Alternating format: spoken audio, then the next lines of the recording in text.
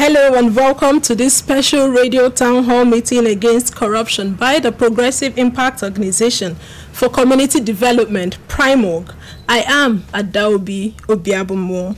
PRIMORG is a civil society group with a mandate to promote good governance, participation, and accountability in Nigeria. The MacArthur Foundation supports this town hall meeting against corruption. Today's town hall meeting will celebrate a 2017 integrity icon, Mrs. Tubokenimi David, and our focus will be on how to eliminate the corruption undermining due process in the public sector.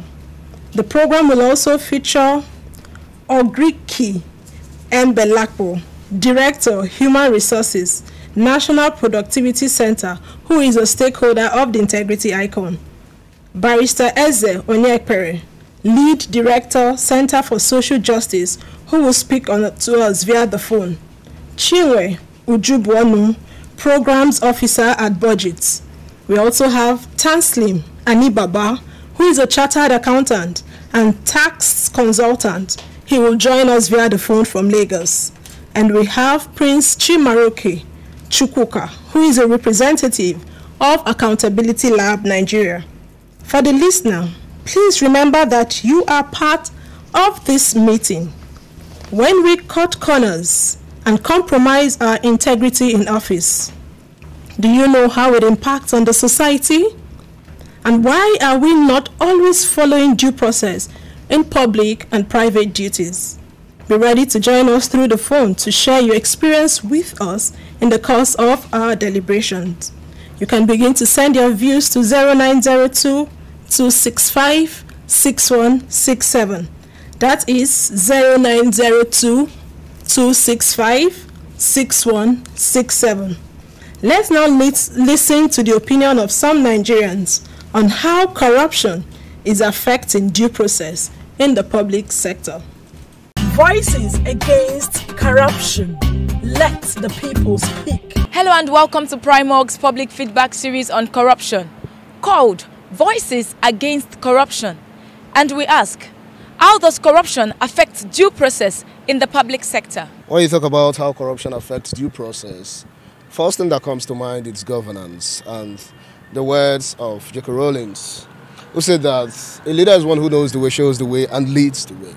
When we look at our country, our beloved country, Nigeria, we will know that while we are where we are today, it's because of corruption.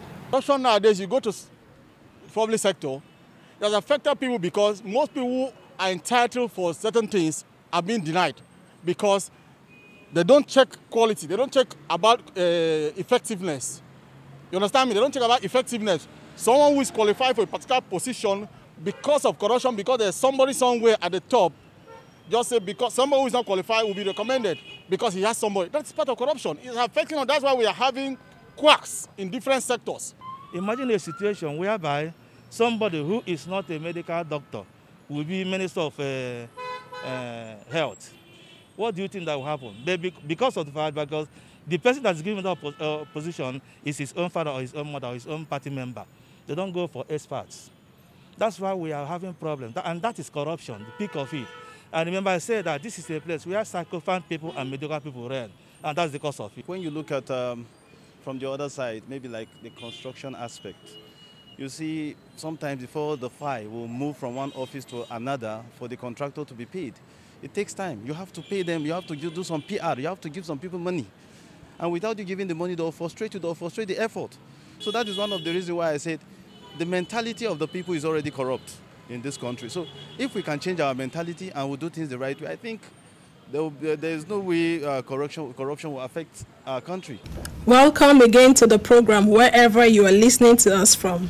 A long time ago in Nigeria, we were told that contractors wishing to do business with government just walk into the appropriate agency to get relevant information regarding procurement contract notices, prepares a bid, and if successful, after a competitive and transparent process, executes the contract without much ado. But these days, such stories can now be recalled only during our times of nostalgia.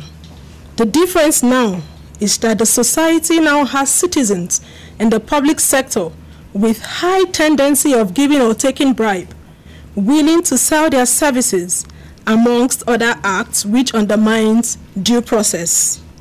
Public procurement of contracts in Nigeria are now managed by cartel of bureaucrats, public servants, and a few business people with the right connections.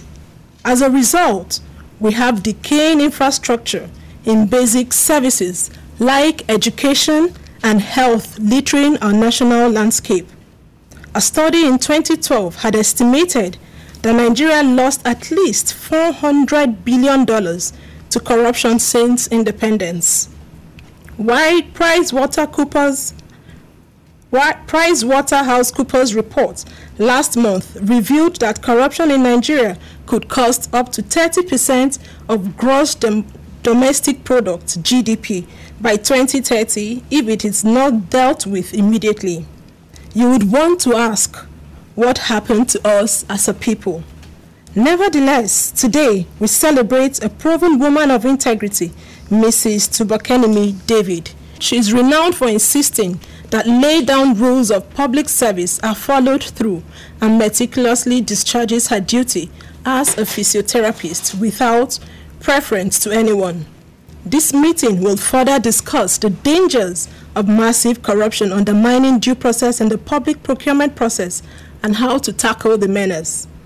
We have an array of experts in the studio, and remember that you are in this radio town hall meeting wherever you are listening to us from, and you have the opportunity to make your contributions when we open the phone. Have you suffered or been affected by corruption in the public service before? Do you think it is impossible to operate in Nigeria without cutting corners? What should we do as citizens to encourage due process in the public sector or your area of influence? Now let's get to our guests, Mrs. Tubakenimi David, who we can gladly brand Madam Due Process, for ensuring that rules and principles guiding public service is strictly adhered to within her area of influence. Thank you so much for coming on the program. Thank you so much. You were recognized as an integrity icon back in 2017. What has the recognition done to your personality? Okay, thank you once again. The recognition as an icon of integrity has made me popular. I would say it was a mind-blowing process, and also it has also given me fame instead of shame, because I can remember when I was in secondary school, I said the truth. Like my dad would always say the truth and the truth will set you free. There was an incident that happened in my secondary school days, and I said the truth, and I was kind of mobbed. So back then I used to think that maybe saying the truth is not good. But when Integrity Idol came up, I now saw myself as a role model, because I know after that program people have been coming to meet me to ask questions, and in fact my Facebook page, as in my friend request and what have you, has increased. So it was mind-blowing. It was mind-blowing. And are you comfortable following due process in your office? Oh yes, I am very comfortable. I follow due process. Everybody in my office, they know me. As in, you don't come to work late based on the civil service rule. I'm one person that I go to work very early. My HOD can attest to that.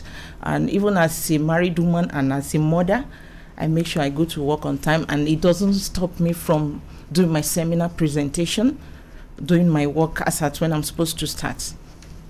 So at what point did you get to be a person that does the right thing and does not favor any other person? Okay. I'm one person that I like being me. I don't like lies. I don't like cutting corners. Like I said earlier on, I do my work diligently. Let me give you a scenario. There was this, everybody knows about it, the Mandela bomb blast in 2011. Then I was serving as a copper in State House Medical Center. And when it happened, I was supposed to be on call. And my HOD was called that they need certain things in my department and that they don't know whom to call. So she now said that there's someone on call. Go there. You see somebody on call. They were like, no, it's as if the place is locked. She told them that I can bet my life on this. That if you go there, you will see Tubokenimi. She'll be there. Lo and behold, you were there. When they came, I was around. In fact, before they came, I heard the incident. I ran to the A&E, that's the accident and emergency. I started assisting and all that. So when the MD called back and told my madam that I was around, she now told you, I told you that this person I can stake my life on her, that she will be there. And believe me, I went there. Ordinarily, I wouldn't have gone, you get. But I went there with my children. That is to tell you how dedicated I am. So this is me. Very dedicated indeed. We'd have icons come on the program and they said, oh, their mom impacted on them, their mom influenced them as a child, the mom did this, but I'm happy you said your dad. So we'll balance the equation. Your dad was the person who influenced you to being a person of integrity. So what advice do you have for Nigerians to stand on integrity? Okay, to stand on integrity, I will advise that, in Nigeria, all over the world, they see Nigeria as a corrupt country and all that. I just feel that word corruption is outdated. I feel that Nigerians should not dwell on that. Rather, we should build on integrity. We should look at what will make us better. I believe that there are things that people do, like what I'm doing here now. These are the things that will speak for us as a country, as a nation. So I want to say that there should be fairness in whatever thing that we do, and there should be reward. And also, we should also convey the importance of integrity by one. We should adhere to fair compensation method, in the sense that let's assume in the office we all work and all that, and we want to give awards. Let's not say because this person is from my place, this one is not from my place, so we now give awards to some people and not to some people. If we say we're giving a 50,000, for instance, then let it be 50,000 for everybody. Let there not be discrimination. Okay. Then secondly, we should also maintain utmost transparency in whatever thing that we're doing. There should be transparency. For instance, if I tell you Ada is coming, you get, and I call the next person to say, Ada, come and explain what I said. She will say, Ada, she said Ada has come. You get. So in that, being transparent is that whenever you're saying anything, you have to be firm and let it be the same thing. And then thirdly, I think we should also set goals in whatever thing we're doing. In our organization, in our private sector, there should be goals so that everybody working under you will work towards that. There should be a vision, a mission that we intend to achieve. Then lastly, the concept of favoritism should be discouraged. I'm an Ijaw woman. That does not mean I cannot help the woman from Adamawa. Recently, like they say, charity begins at home. At my place of work, there's this lady that walked in. Her child got burnt. And, by the nature of every organization, they are, what they do, as in who is entitled and who is not. And the lady was not entitled. I just walked into her. She told me about it. Okay, what would I do? Due process. I had to go meet the admin, the authority. I had to write under my name. Simply means you can be nice to anybody. It must not be somebody from your place. We are one Nigeria. Good people, great nation. Thank you. Good people, great nation. Nepotism should be discouraged. I'm happy we have a stakeholder here who can testify to your personality. We have Ogriki Mbelapo. Welcome to the program, ma'am. Thank you very much. Okay, tell us more about our integrity icon and how her lifestyle has impacted on you and the people around you. Okay. I have known Mrs. Tubokenimi David for almost 10 years now, if not more. She's a woman of high integrity, of high moral ethics. When she says something, she believes in something, she puts her heart into it and ensures that that particular thing is very well done. Go ahead, please. I can hear you.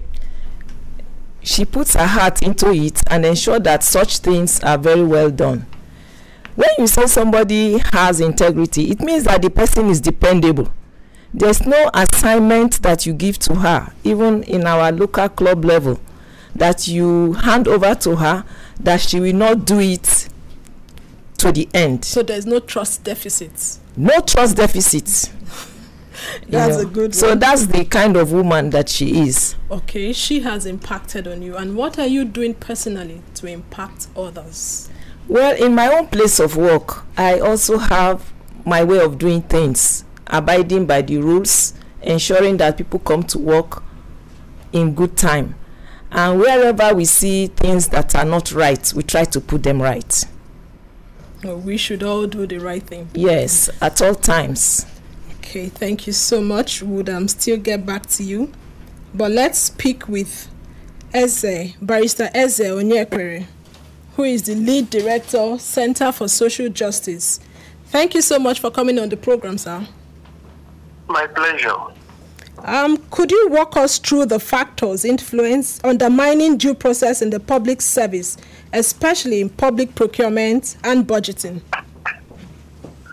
Well, very well. There are quite a plethora of them, but the most important one, if you ask me, is the lack of political will by the leadership at the highest level of governance to implement laws and policies that should give us the best in terms of properly managing our public finances and our resources.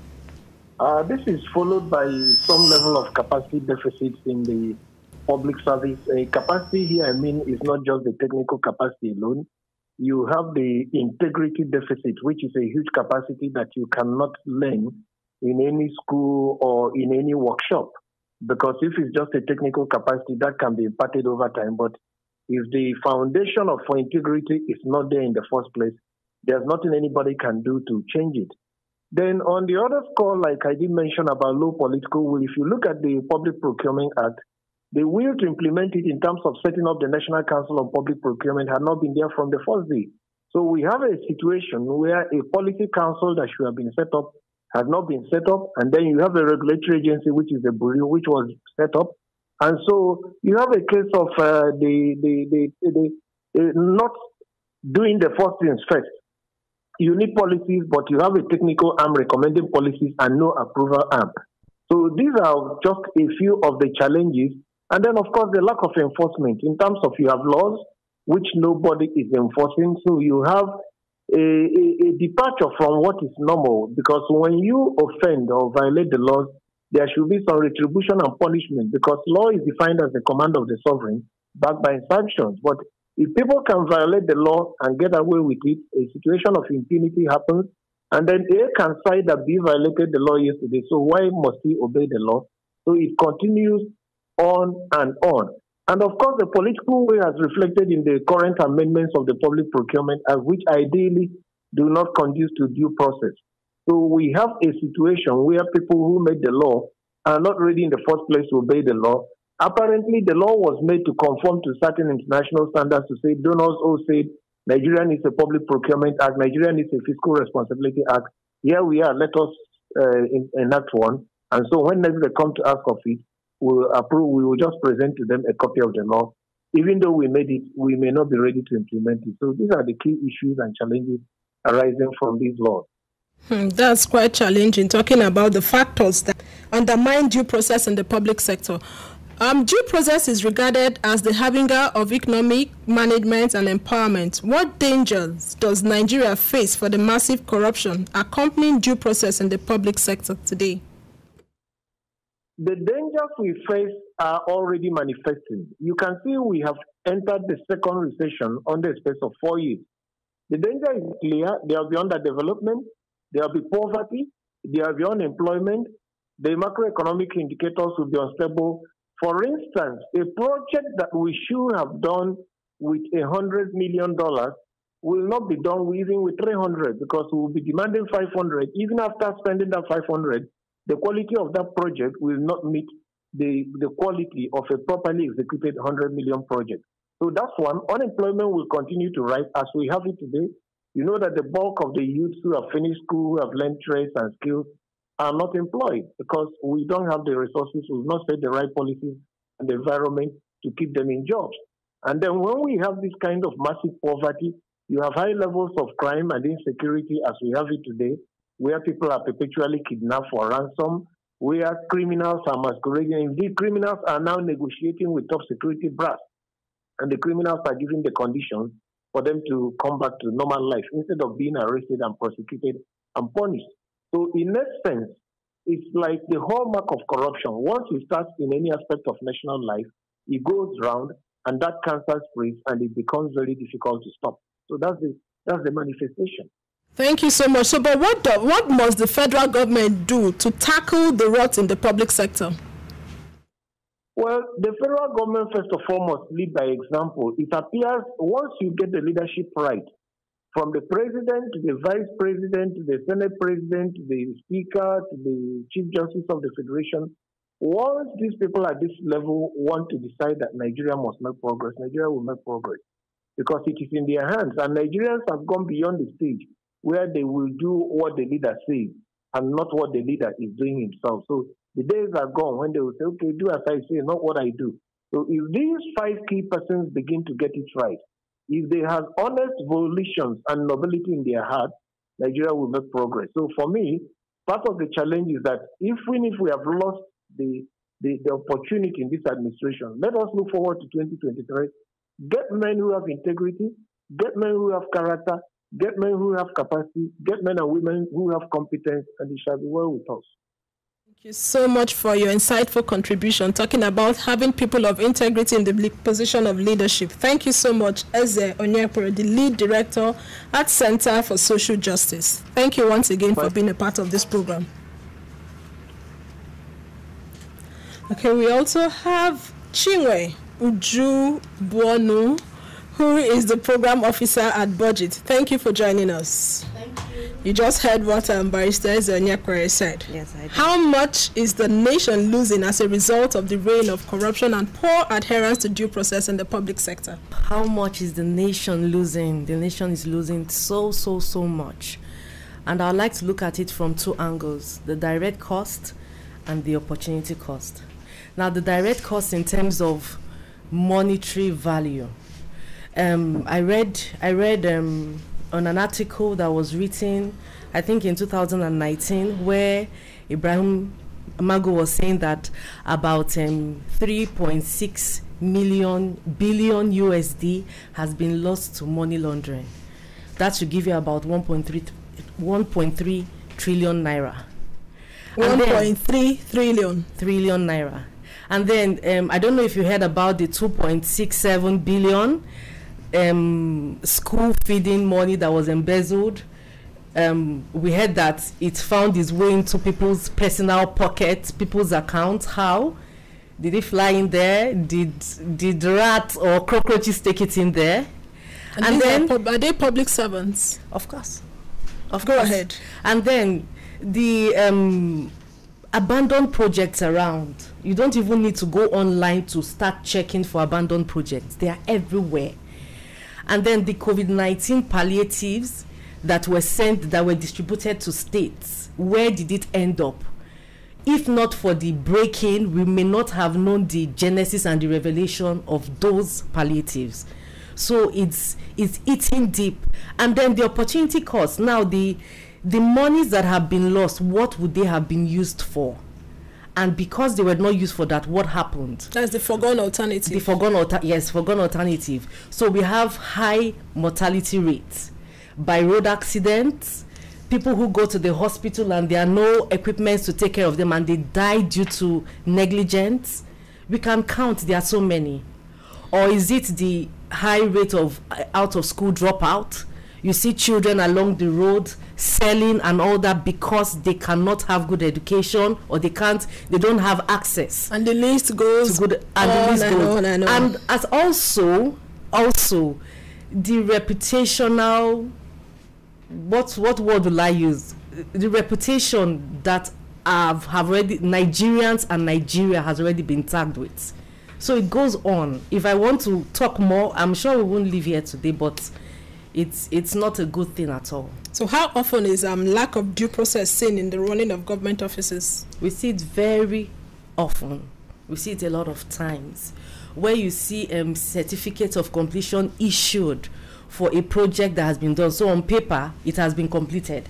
But if you go to the site, if you are lucky, you will see that work has started and abandoned. But most of the time, that is if you're lucky. If you are lucky. But most of the time, you don't see anything there. And also in my organization, we have the tracker unit. They have tracked some project. Okay, they tracked the 14 billion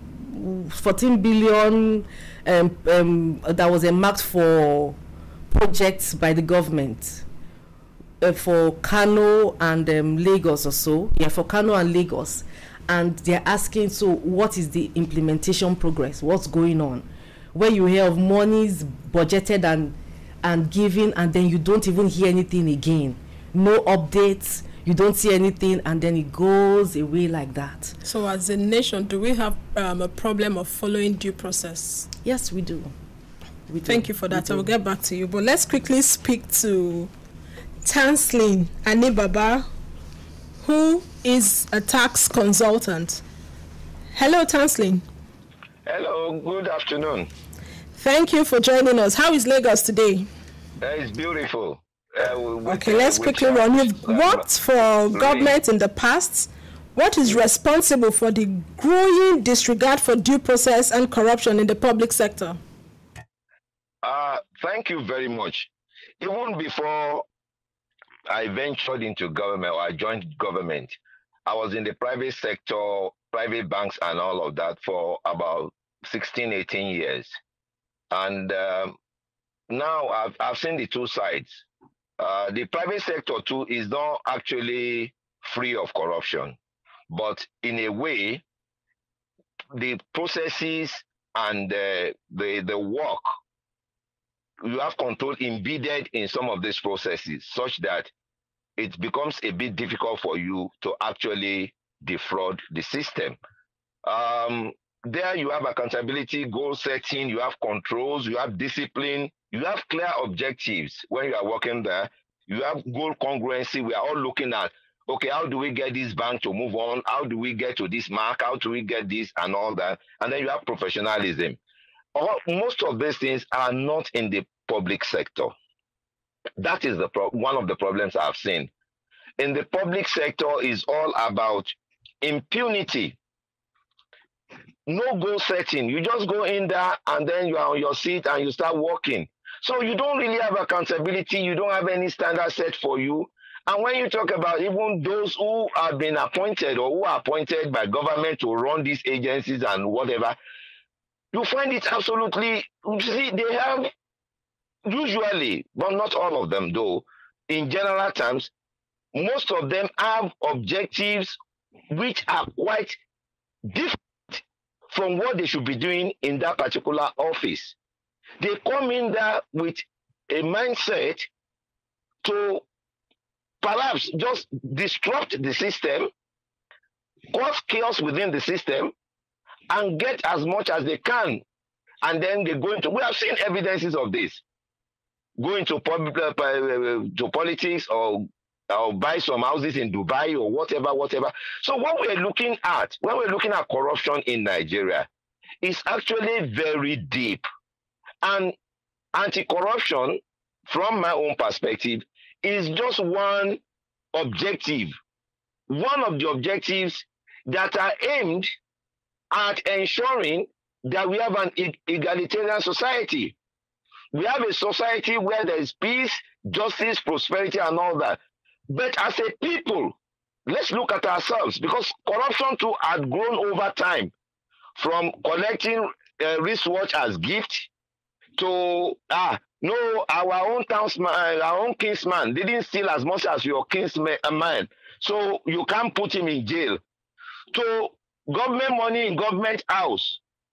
So people now bearing billions of dollars. So at the end of the day, what have we learned from this? What actions have we taken? Nothing.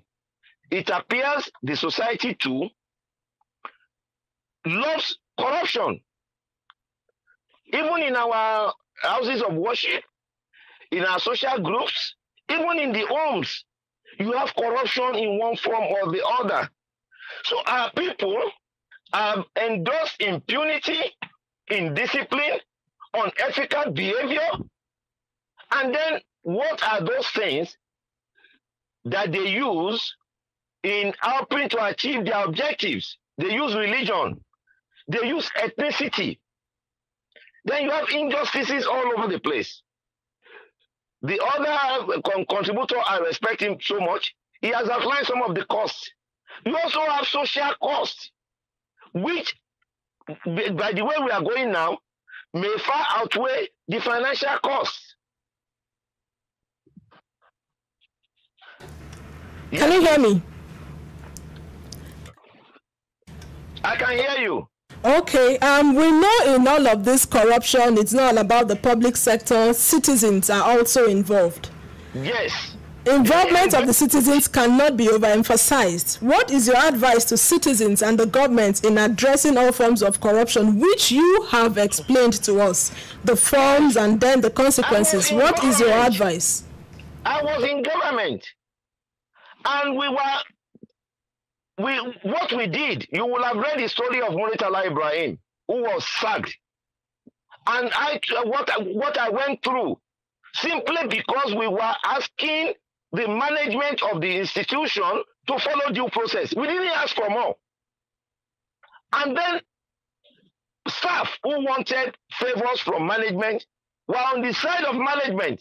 And we explained to them that we were fighting this cause so that this organization can be healthy, and then you can be sure that you have a place to work. They were not ready to listen. Thanks to the Honorable Minister Fashola, who set up a panel that exonerated us from all the lies they put on us. So what I'm saying is, the citizens too, we, the citizens, we have accepted corruption as a way of life. We do. So what must we do? However, citizens cannot come together. What we need to do is to get government. We should put, we used to have MAMSA, we used to have whatever. Then they were achieving making some progress in changing the mindset of Nigerians. We had war against indiscipline, that people started to kill and all that. They don't kill anymore. They don't kill here. When they get to Heathrow, they will kill. When they get to Dubai, they will kill. When they get here, they don't kill. So government, the whole thing comes back to government. Government has to lead by example. Government has to put in place structures and programs that will help in educating the citizen. But do they have the political power, the political will, sorry? Do they have? Because some of the things they do to show that they are also involved in messing up the system, that they don't have regard for the system, they don't have regard for the constitution. That shouldn't be. I'm not blaming anybody, but that the truth is, the government who has to sit down and know that they are keeping power and resources on behalf of the people. It's a trust. When you are in power, the power does not belong to you. And the best you can do is to give hope to the people and set good standards. When you don't set good standards, others will not follow you. And they will also follow the bad pattern. But if you set good standards, people will follow you. I can tell you that was why the present government was elected, because people had hopes in getting this society back to the lines of sanity. That was why this government was elected. So I'm appealing to them, let them put in place. And when you are appointing people, appoint people who have capacity, who have something to lose, who have integrity. So, thank you so much for your contribution, talking about encouraging citizens and government to follow due process, and government must set standard and also lead by example. Thank you so much, Tansley Manibaba, for your insightful contribution. Thank you. Let's quickly move to Prince Chimaroki. Always a pleasure to have you here. Thank you, same here. I do appreciate it. Due process is obviously a challenge in our country. How often do you meet young people who want to be advocates of due process and integrity? For young people at the lab, first of all, we first of all see that young people, beyond being leaders of tomorrow, are leaders of today. Because if they don't begin to lead from where they are, they will not have enough preparation to lead tomorrow. And as such, the entire lab, accountability lab team, is run by young people. Beyond that, we engage more young people from the film fellowship, the people who we send out there to the field to say, hey, make a film about this persons of integrity whose life, live up to the expectation of a Nigeria that we truly want to have.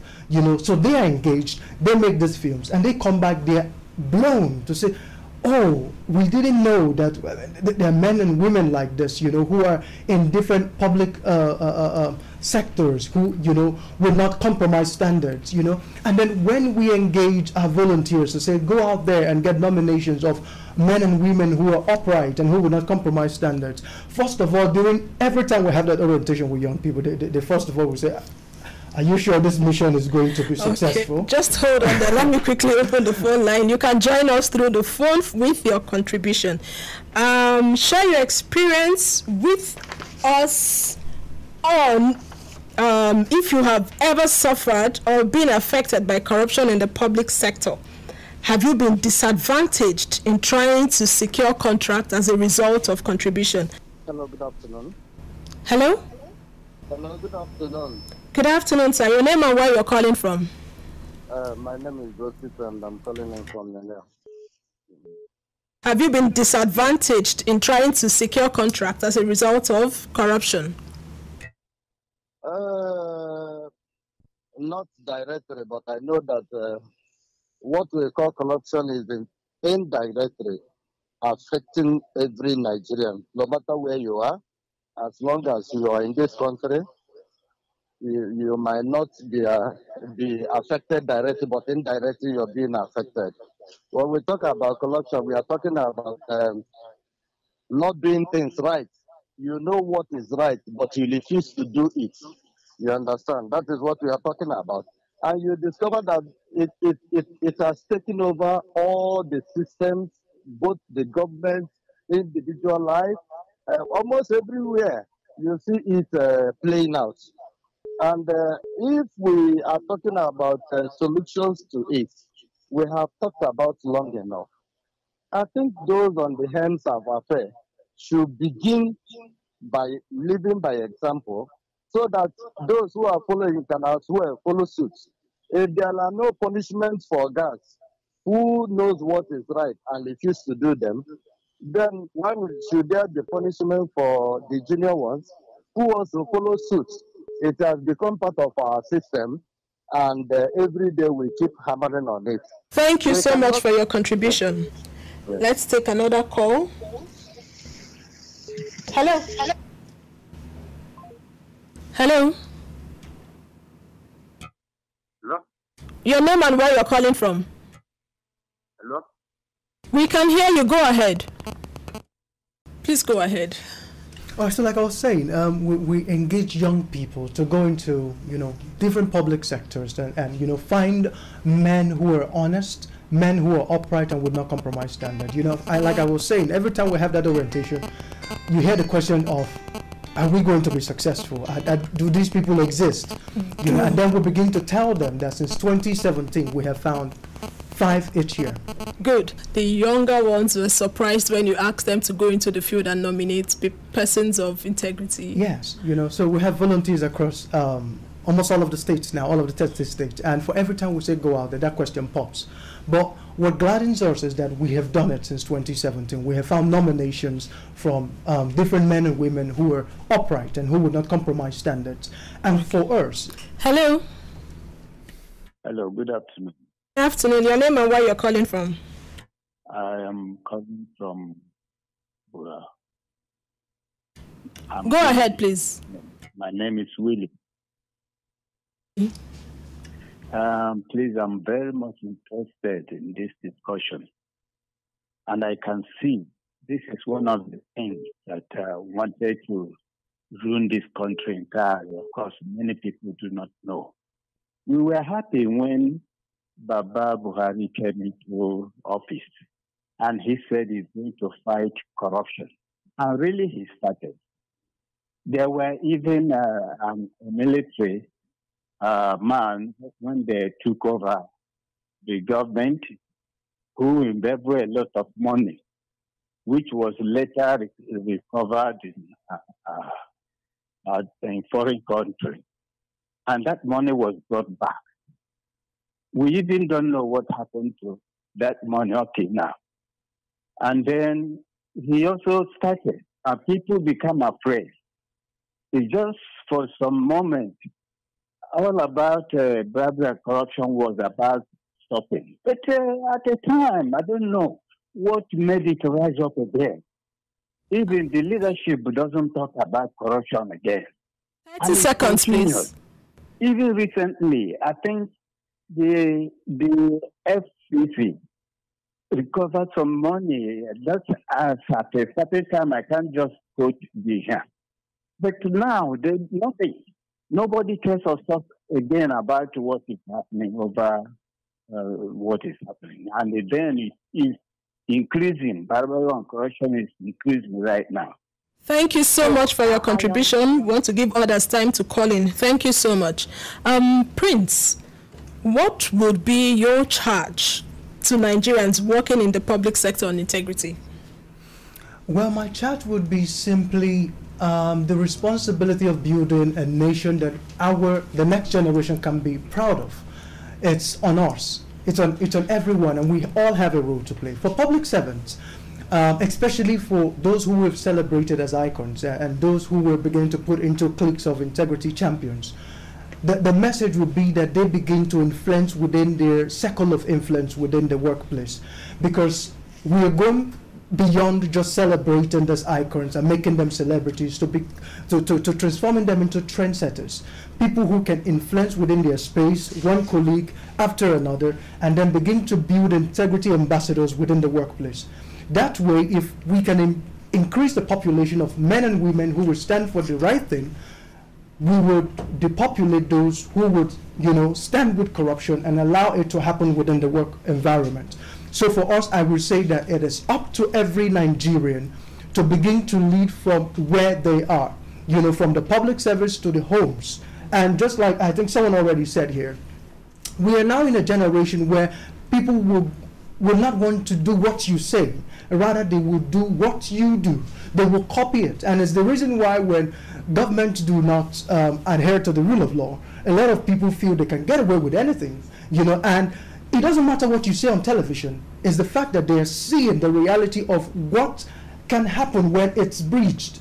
You understand? And on that note, I would plead that let every Nigerian, wherever you are, because every time we talk about leadership, everybody's looking at President Buhari, but we are all leaders in the home, we are in all our community, leaders. in our churches. People are watching you. You actually do not know how much people are watching beyond what you say. Thank you so much. How do you react to the issues of not following due process in the public and private sector? Would want you to call in and respond to the issues raised. To Bokenimi David, what would you advise the younger generation when it comes to integrity? We've had people talk about the younger generation. We'll talk about corruption all the time. What would be your advice to the younger ones? I would say for the young ones, I want to say parenting is very important. Yes, it's not just about what we see from outside, it's also within your home. What do you tell your children? Like me, I always tell my children that you should be satisfied with what you have.